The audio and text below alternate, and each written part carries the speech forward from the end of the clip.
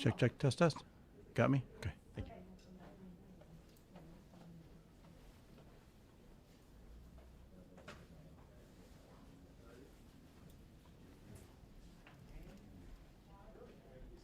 feel like the squiggle, you know the squiggle in the line? I'm like the little whirling dervish that just arrived.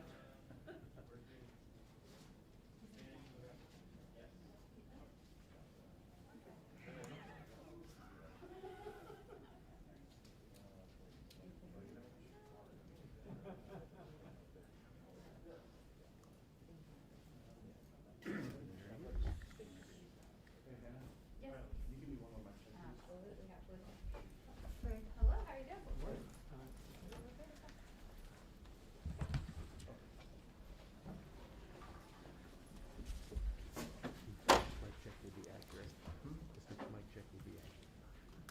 Well, good morning, everyone. I'm King County Executive Dow Constantine. Just over a year ago, King County voters chose to make a change in our public safety system. They voted to amend the charter and return to a more professional, transparent, accountable system of law enforcement where the sheriff's office itself can be free of political campaigning and under civilian control. At its core, the sheriff's office is here to ensure safety. No matter where one lines up politically, the idea that every person should be free from violence, free from fear, free to live their life in peace is shared throughout our community. With the charter amendment passing last year, we've started taking steps to rethink and reimagine what it means to be a public safety agency in the context of the larger criminal legal system and larger systems too, including the public health system and human services. And that is so that we can address not just the challenges of today, but that we can anticipate what this community is going to need in the future for us to be able to fulfill our promise that this will be a community where every person has the opportunity to thrive.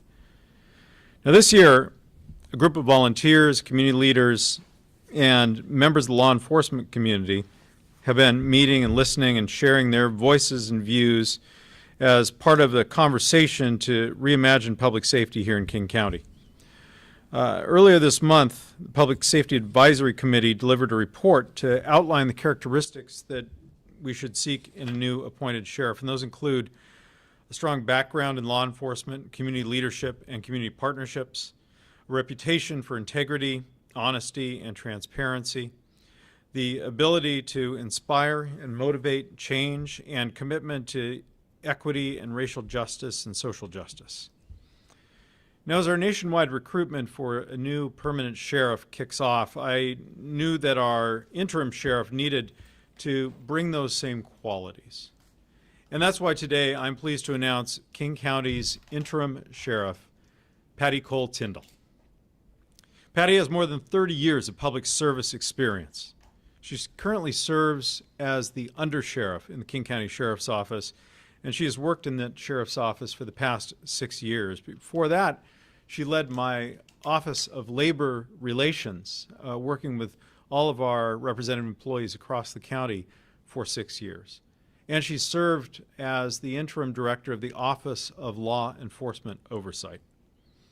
Her experience inside and outside of the sheriff's office, working with labor, serving her community, demonstrating integrity and transparency, really sort of uniquely position her to step into this role on January 1st and to be successful in it. Patty's going to share a little bit about herself in a moment, but I want to share more about why Patty is the right person to lead the sheriff's office through this time of transition. You know, for too long, I think we've let conflict and mistrust divide our community. We find ourselves at this moment with people really working for change, aching for change, but wanting change not just sort of for their own benefit, but for this idea of creating a better community. That change, as we all know, is difficult. Inertia is powerful. But breaking the resistance and taking these few first difficult steps forward will require something that I think Patty inherently brings to this job: trust. When we spoke with stakeholders about this appointment, there was one name that came up over and over from all sectors, from all sides of the conversation, and that's Patty Cole-Tyndall. In her work in the office, she's earned the trust not just of her command staff, but also the deputies on patrol and communities every day. It's a trust that makes the change that all of us seek that much more possible. That trust means better relationships, not just between my staff and the sheriff's office, which will now be an agency and a department director effectively at the table for our cabinet meetings every week, but between law enforcement and the communities we serve. Patty's experience, her decision-making record, and the support have earned my trust, and I'm confident that on January 1st, in short order, she will earn the support of all 2.3 million people in King County. And so with that, I'd like to introduce to you the next interim sheriff of King County, Patty Cole-Tyndall.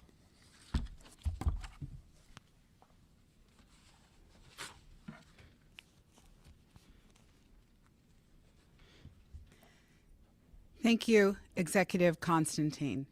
I am grateful and humbled and looking forward to serving as your interim sheriff. My passion and commitment for public service has always been centered on doing my best, being impeccable with my word, and being equitable in the treatment of all people. The Sheriff's Office has an opportunity during this transition to begin the process of bringing police and community together. We can build and repair trusting partnerships in an effort to achieve our common goal, improving safety for all people in King County. Within the Sheriff's Office, I plan on improving employee engagement through consistent and effective two-way communication. It is my belief that building trust with the community starts here at the top, and that shift will begin on day one. I see my role during this interim process as that of supporting our workforce and ensuring a smooth transition until the permanent sheriff is appointed. I will then commit to assisting the selected individual with a transfer of knowledge so they can be successful. During my time in the Sheriff's Office, I've gotten to know the talents and skill sets throughout the organization, and I want to acknowledge the good work of our staff, all our staff, that they do on a daily basis. I want to do my part to guide them and ensure that we are bringing the idea of continuous improvement into our day-to-day actions. I am grateful to be joined here today by some of the command staff and to know that I have the support of leaders from our unions as well. I want the members of the Sheriff's Office to know that I am proud of what they do, and I'm counting on all of them to continue to provide the highest level of service to the people of King County. Throughout my almost 30 years of public service, I've had the opportunity to work alongside many talented individuals, but I am most proud of what we can achieve when we work together as one team. There's an African proverb that says, if you want to go fast, go alone. If you want to go far, go together. By working together in the department and in the community, we can build partnerships that will deliver a world-class law enforcement agency here to serve the amazing and diverse people who live and work in King County. We can move forward together, facing any challenge that comes across our way, and better serve the public through a commitment of collaboration and respect. We have a chance to rethink and reimagine public safety in King County, and I'm looking forward to collaborating with the executive and his staff, all the staff in the King County Sheriff's Office, including the labor unions, our contract city partners and other contracts, and the King County Council, the Office of Law Enforcement Oversight, as well as the community. In closing, I am grateful to have the support of the workforce and the support of outgoing Sheriff Johantnik. I would like to thank Sheriff Johantnik for her almost 37 years of service to King County Sheriff's Office and to the residents of the county. Thank you.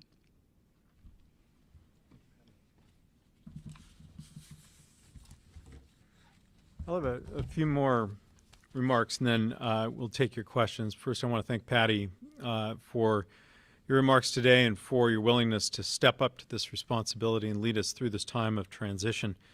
I have complete confidence in your leadership from knowing you and working with you as one of our directors and then as undersheriff. And I think the workforce of the Sheriff's Office will be in good hands during this time of transition. You know, maintaining that workforce is really critical to us. It's a challenge for agencies across the county. In fact, it's a challenge for employers across our nation right now to maintain their workforce, to be able to hire folks. And law enforcement certainly is not immune to that labor shortage. Organizations around the country are facing it. We currently have around 60 vacancies in our commissioned officer ranks. We have about 800 commissioned officer positions. That's deputies and detectives. And the 60 represents kind of the ongoing shortfall between people who are retiring and so forth and people who are coming newly into the profession or transferring from other agencies. And while we're not facing staffing issues now, we're still able to meet our responsibilities. As I take over responsibility for this agency, I want to make sure that we can always answer the call, that we can always be there when you have an emergency, that we have appropriate response times, and that we are not having to constantly juggle our assignments to make sure that we can provide the best level of service. Today I'm announcing steps we're taking not only to invest in our current workforce, but to increase King County's competitiveness to attract talented members of law enforcement to join our work here. To that end, I have asked County Council Budget Chair Jean Cole-Wells to sponsor an emergency amendment for today's vote on the county budget that would, subject to ratification and with the respective unions, give a one-time $4,000 retention bonus to all commissioned Sheriff's Office employees in January. Additionally, under my proposal, there will be a $15,000 hiring bonus for lateral hires from other agencies and a $7,500 bonus for new officers, for those who have to go through the full training. And that entire process takes about 18 months until you're fully able to take over your duties and responsibilities. And for our current employees, there will also be a $5,000 referral bonus if you're able to recruit new deputies. All these efforts to invest in our workforce, the steps we're taking to rethink public safety, all our work to become an anti-racist government, I hope are not lost on our public. The challenges we face are great. This has been and is a difficult time. The work is hard. Transformational change is often uncomfortable.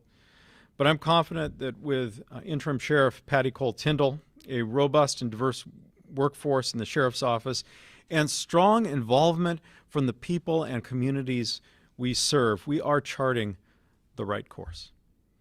And with that, I'd be glad to take your questions. What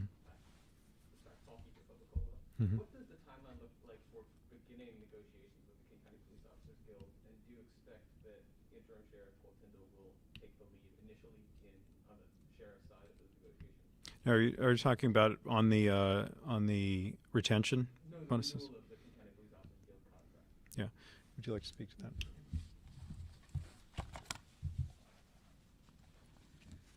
With the charter amendments that were passed last year, all of the negotiating responsibility has moved to the executive. So we do have a management rep that sits on the table, but those negotiations have already started, but we do not lead them. It is the Office of Labor Relations that I used to oversee. It's that office's responsibility to negotiate with the unions. Mm-hmm. Other questions? So we're looking for a new Seattle police chief. We're looking for King County Sheriff. Obviously, there are other departments around the country who are looking. We're talking about the strain on hiring officers, hence what you delineated in terms of your retention bonuses, et cetera. How difficult do you expect this search to be because of the demand for chief executive? And will Patty also be a potential candidate for that job? Yeah. So the answer to the second question is that's up to Patty. She has her own career plans, and I will leave that answer to her. My belief is that the search will be fairly difficult, not merely because we have competition from other agencies, but because we have a somewhat unique role that we're trying to fill. A role of someone who is taking over a major public safety agency that serves both the unincorporated area and many contract cities, and an agent of change, to lead the workforce and lead the community in defining what we want in terms of community safety and how we're going to bring additional resources, as I mentioned before, in terms of public health and human services to bear on creating that community safety. So it is. I wouldn't characterize this person as a unicorn, but it's not every police chief around the country who would be up to that task. So we're going to be working hard to find the right candidates, and those are candidates we're going to want to make sure are comfortable with the challenge that's going to face them here. And that you and the team will be making that decision. Yeah, we're going to be working with our Public Safety Advisory Committee, which was the community group I described. It included law enforcement representatives, but also many folks in the communities we serve. I'll be working with the county council and others, but ultimately the responsibility for nominating a new sheriff is going to be on my shoulders. Are there, Sorry about that. We'll get right back to you. Yeah. Are there departments around the country that you look to for, leading examples, expertise, Yeah. best practices as you craft? I will tell you, this not having been in my portfolio before, I'm not an expert in that. I have a passing acquaintance with a lot of the work that many of my peer governments do across the country in many of the areas that have been my responsibility. But this is one that is going to be new to me. I will tell you I have a learning curve here as well. It may be that interim sheriff to be Cole Tyndall has some experience with those agencies. They're going to be major metropolitan regions primarily. Do you have anything to add on that at all? No. Okay. But we're going to be obviously looking around the country for good examples. We don't claim to be the experts on everything, but we do know the direction that we want to go. Please go ahead. And for Under Sheriff Cole Tyndall, I'm curious if you can speak to me about the current morale in the department and what beyond communications, two-way communications, you might be able to do as we wait for the permanent sheriff to resolve that issue. Well, morale has been a little challenging, and I think for several reasons. A, when the charter amendments passed, I think that left some uncertainty for our workforce. And while this is not the first time the King County Sheriff has been appointed. In the history, I believe it was 26 years ago is when it moved back to the elected. So we have had a history of having a appointed sheriff in the past. Most of our workforce, though, has not worked under an appointed sheriff. So I think the uncertainty of that, a number of other issues have created morale. I mean, COVID, we're still in it, right? The fact that our staffing, we're losing people, as are all, like the executive stated, all law enforcement agencies are in the same boat. It's a profession that, while honorable, I think our younger folks they see what's happening in the community, across the nation, and this is not something they look to get into. So it's hard. So in terms of what I will do, communication is really going to be key, but I also think engagement with our employees, right? My job, along with my team, will be to stabilize and to support our workforce and ensure the transition is smooth. There are a number of steps that I will be setting out over the next, certainly by the first of the year, specific things. But what I would say now is communication will help, I think, to stabilize, and also the fact that it is, we're looking for a smooth transition. If I could answer your question about whether I'm going to apply or not. My focus I believe, needs to be on supporting our workforce and ensuring that smooth transition. If I were to be in the application process, I feel that that would be a distraction. So I see my value in this interim process and then helping that newly appointed sheriff, once that permanent person is selected, helping them be successful by transferring the knowledge that I have, helping them get acquainted with our agency and our community. And so that's my plan. So that would say you are not a candidate for the job currently. At this time, I am not a candidate for the job, and I don't intend to apply. That's correct. Did we have some union representation? Yes. Can We do. speak to you? Sure, yeah. I know it. So she has been on the labor relations side of this for a long time. I take it you guys have been across the table from each other. Yes, I've only been the union president since March 1st of 2020. Sorry, I am Mike Manzanares, the president of the King County Police Officers Guild. I have only been in my spot since March 1st of 2020. The previous contract, I did sit across the table. I was on the E-board, or our board for the negotiations, so I have worked with Patty in the past. The fact that you're here, you're represented, I take it this is something that the membership would support, at least the leadership of the union? Yes, the leadership of the union does support this. Paul? I know that your counterpart, Seattle Police Officers Guild, has, voiced some skepticism about hiring incentives on the SPD side of things. But do you or your union have thoughts about hiring incentives or retention incentives in the sheriff's office contract? I don't. I want to get as many bodies as we can in the door. We're losing a lot. We have an older workforce, and my goal is to leave the county better than I found it, and that starts now.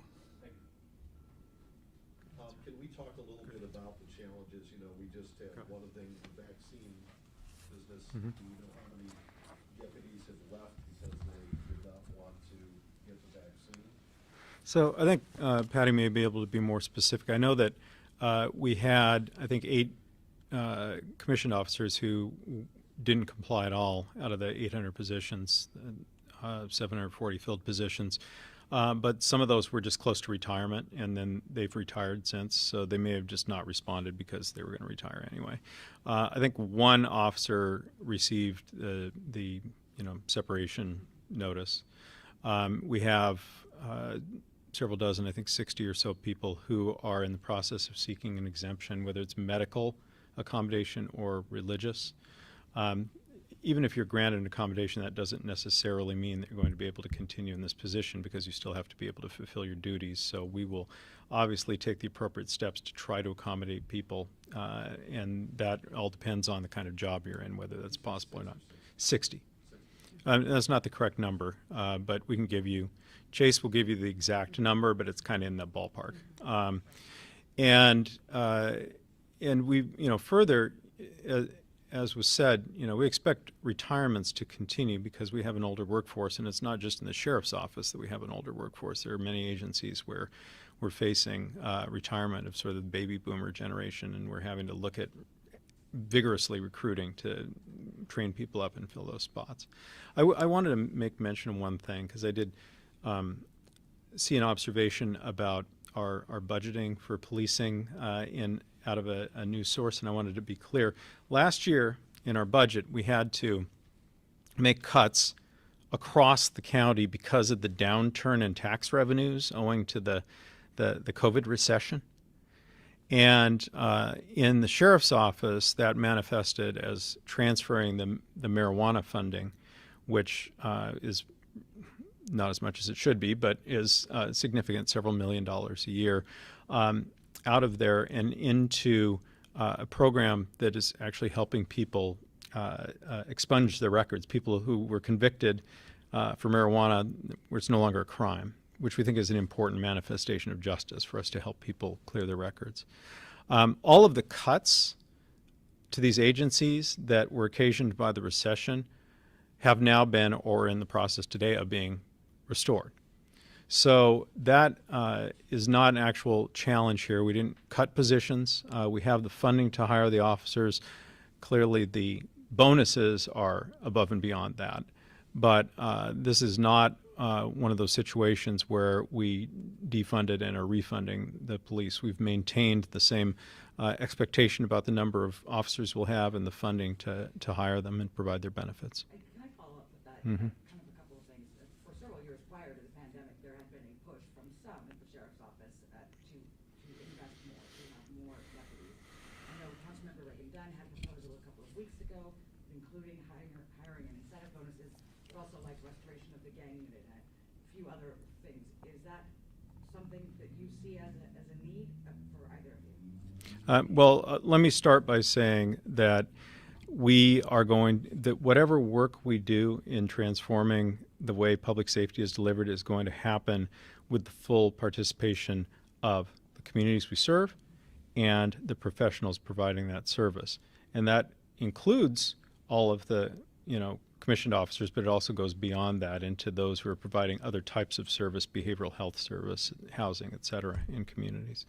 And so I'm not going to sort of prejudge what it is we're going to do, because the model we're trying to develop is one where we work to, and this has become a hackneyed term already, but co-create the future with everyone involved. And that requires a little discipline, a little patience, but ultimately we get to a result that everyone can support. What does that look like involving the deputies, the law enforcement? Well, first off, as I said, on our criminal justice working group, the committee we established, there are representatives of law enforcement, and they're fully participating in those conversations. As we move forward, it will be up to the interim sheriff and then the permanent sheriff to help make that conversation more robust. One of the things I'm enthusiastic about with Patty's appointment is that she's going to be able, as she mentioned several times, to increase communication.